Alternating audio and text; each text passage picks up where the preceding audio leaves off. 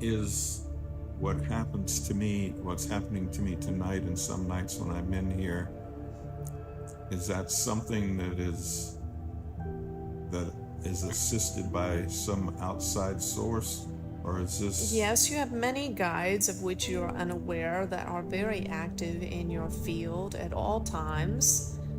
And in moments such as this one, they are unplugging some of your circuitry and replugging your circuitry in different ways in order to produce different effects upon your mind body and your larger field of consciousness.